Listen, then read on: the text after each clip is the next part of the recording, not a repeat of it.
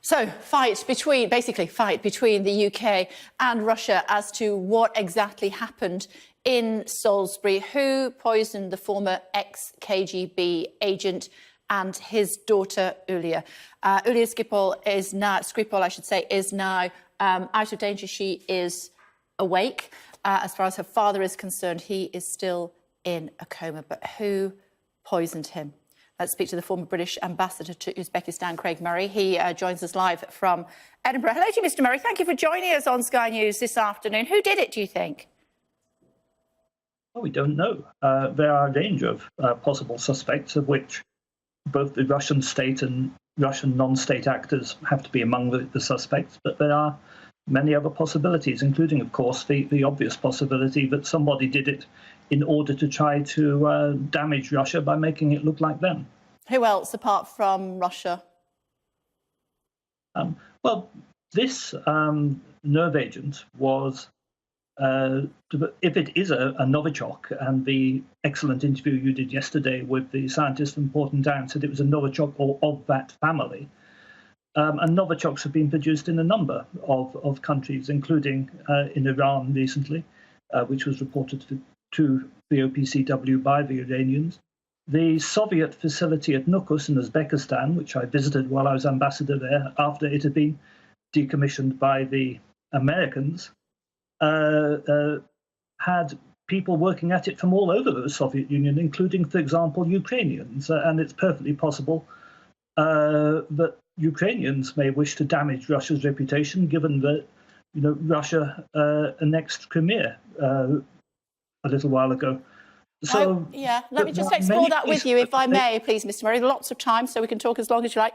Let me just explore that with you. Why would Ukraine do this on British soil and potentially murder a British police officer at the same time?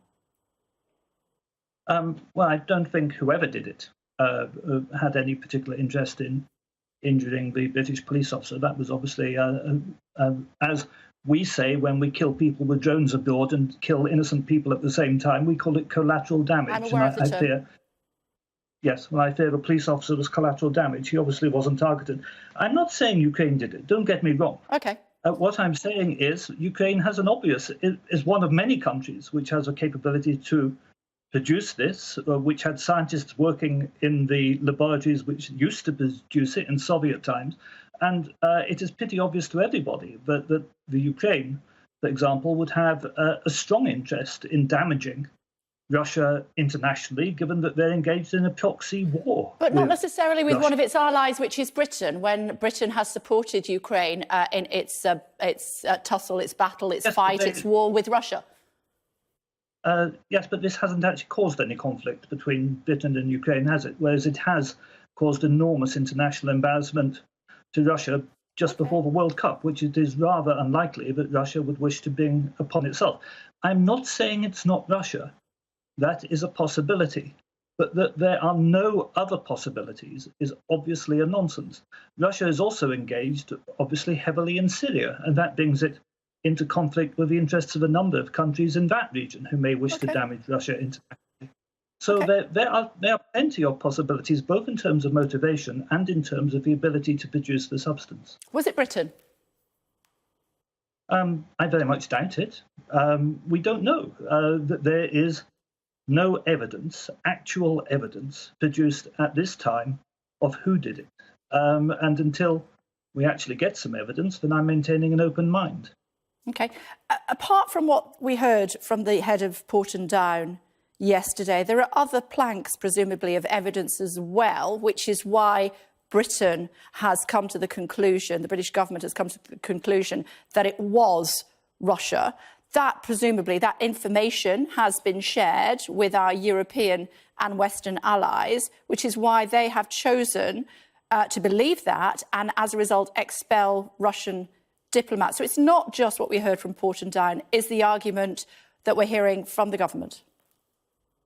Yes, you're right. That is the argument we are hearing. We're hearing it is backed up by intelligence that they have. And it's true that they have managed to convince NATO allies in particular to join them in taking some action. Well, I was in the Foreign Office when we had intelligence information on Iraqi WMD.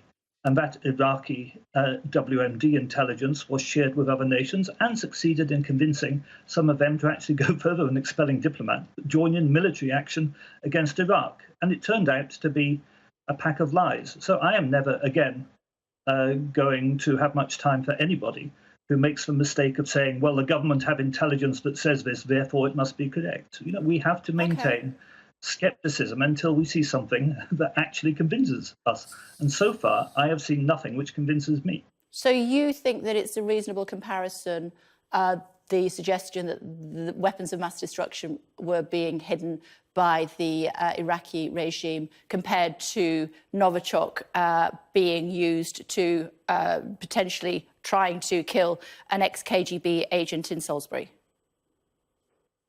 What is the reasonable comparison is the fact that when government tells you that it knows this because it has intelligence information, Iraq shows us we can't always trust them, and we would be foolish to trust them without more evidence, proper evidence being given. This is supposed to be a police investigation. This was a crime. Police investigations proceed by forensics. They proceed by finding out who actually did it, who administered the substance, and they go on a criminal standard of proof. What I want to see is results of an actual investigation with actual evidence that would stand up in court. That's what we should be looking to here, not some wild accusations thrown about by Boris Johnson. Presumably, I'm guessing that continues on while the war of diplomacy rages in the United Nations and other parts of the globe as well. And I suppose people will also be looking at the historical context of the fact that previously Nov agents have been used to kill former KGB spies, and polonium-210 was used to kill a former KGB spy on British soil. That's certainly true. And as it happens, I think it was almost certainly a Russian actor, and probably a Russian state actor, who was responsible for the murder of Litvinenko. But that does not prove that that's what happened in this case. We need to beware of the round up the usual suspects mentality. Let me put this to you. Boris Johnson has said that the British government has evidence that for 10 years, Russia was stockpiling secretly Novichok in a 10-year program, and was also training assassins in secret assassination attempts using Novichok. Well, that kind of program would cost tens of millions and probably hundreds of millions of dollars. Why would you then blow it and make it public after keeping it secret for 10 years by just using it to murder or attempt to murder an old retired chap who lives in Salisbury who you let out of jail years ago? It really is. I mean, that is actually the weirdest conspiracy theory I've heard in this entire affair. Don't know is the answer, but I'm sure that in the fullness of time it will all become apparent. I wonder what you think of the head of Porton Down's interview yesterday. I know that you've watched it in some detail and at length. What did you make of what he had to say? Well, I would start by saying that I would like to congratulate Sky and congratulate their interviewer for their persistence in continually asking him again and again whether he was saying that they could not prove it was made in Russia, in the face of his answers, which were rather evasive and were designed to avoid giving the answer that was obviously true, that no, we cannot prove these are made in Russia. And in the end, that was made fairly plain by your interviewer. So may I congratulate your organisation on that to start with. I think that the insistence on getting in statements like it was probably a state actor who made the Novichok, which is dubious, was slightly worrying. It was also rather strange to me that at one stage he said that it was not Porton Down's job to identify who made it, which is not true. It is actually Porton Down's job. They are the British representatives on the Scientific Advisory Committee of the Organisation for the Prohibition of Chemical Weapons, and establishing who is making what chemical weapon where is very much a key part of their remit. But having said it wasn't their job to do that, he went on later in the interview to say actually they were still working on doing it. So I thought there were some evasions in his questions, but I thought in general your man did an extremely good job on getting the truth out. Just to clarify, as far as Novichok, there are lots of strains of Novichok. In order to find out where the particular strain of Novichok came from that has potentially killed this ex-KGB spy, he's in a coma at the moment and threatened the life of his daughter and potentially a British police officer as well. You need to have the original strain in order to make the comparison. I think is that a reasonable assessment of the situation? Porton Down can't say where it came from unless they have an original sample from where it came from. Well, I should say that I don't claim any expertise. No, I'm just asking you, is that your understanding?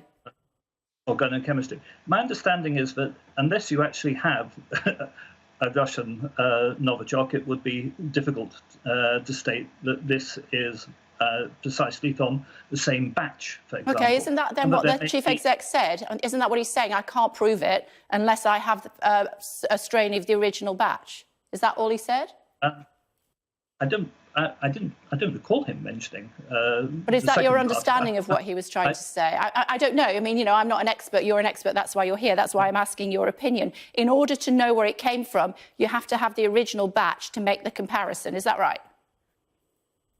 I'm not sure that's 100% correct, because you can do a certain amount, I think. What percentage correct do you think it is?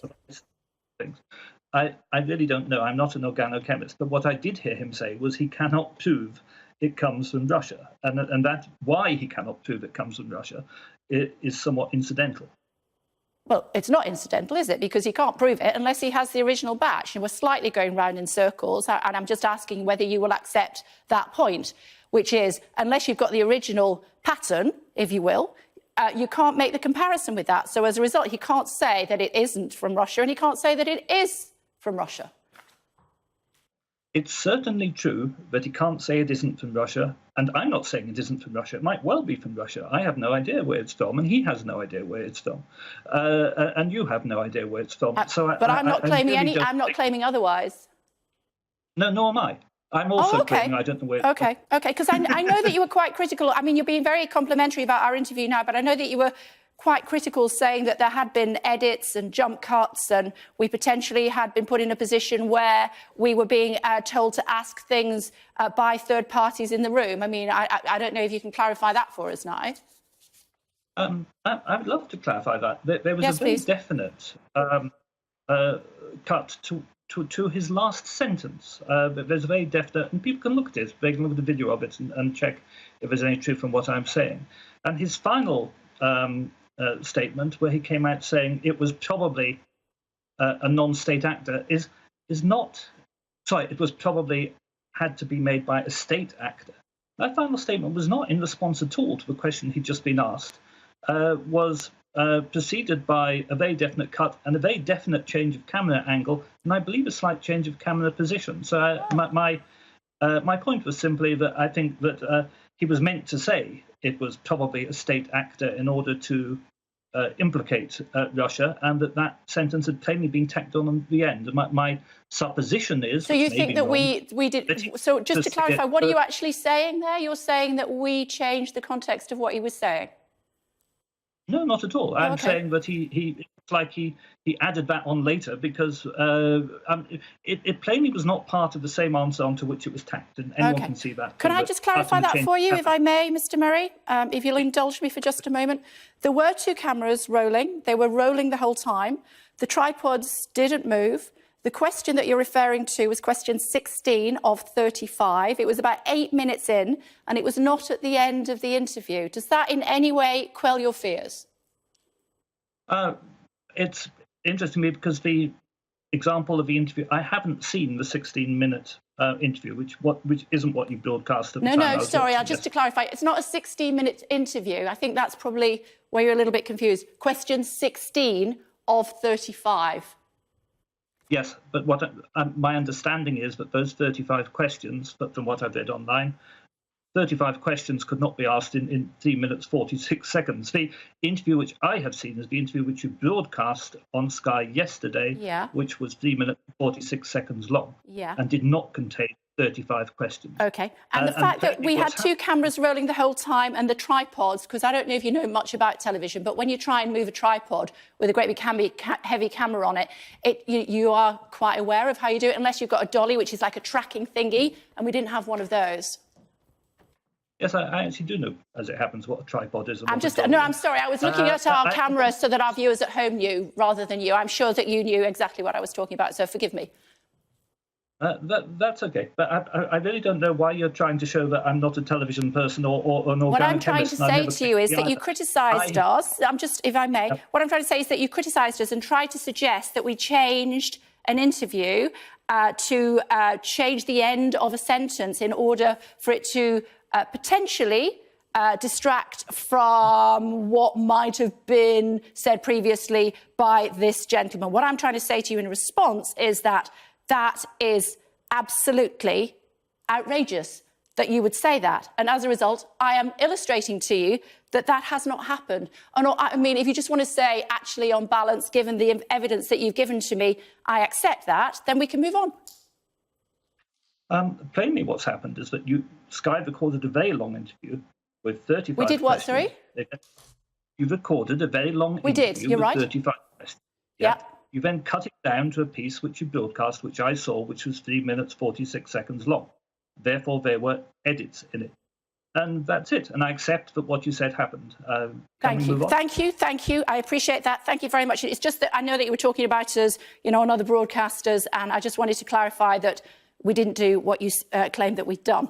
If I may go back to the story about Russia now, and indeed, if in the fullness of time it is proven that Russia was responsible, not saying they were, but if they were responsible, what sanctions do you think should be taken?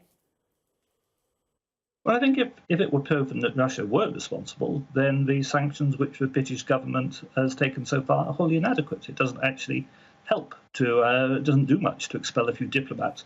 Diplomats are not terrifically useful. I was one myself, and a few more or less doesn't make an enormous difference. So I think that if it were in the fullness of time to be proven that Russia was responsible, we should take much tougher action, including action against the Russian oligarchs who openly flaunt their enormous wealth in London and buy properties here. And if it's proven in the fullness of time that it wasn't Russia, should the Prime Minister resign? Certainly, and Boris Johnson should resign, and the whole cabinet should resign, and we should have a general election. I think much of the country would welcome that. Good to talk to you. Thank you very much indeed for joining us on Sky News this afternoon. We appreciate you taking the time. Thank you. Let us know. Thank you. Let us know your thoughts on that, or indeed anything else that we are covering here on Sky News this afternoon. Tragic news. A man in his 70s has been arrested on suspicion of murder following the death of a man who was stabbed during a suspected burglary. 78-year-old from Hither Green, South London, was apparently woken by noises of a break-in, discovered two intruders in his home. One suspect died after being stabbed in the chest. Live to Hither Green in Lewisham now, and Joe Tidy is standing by for us. Hello to you, Joe. What happened?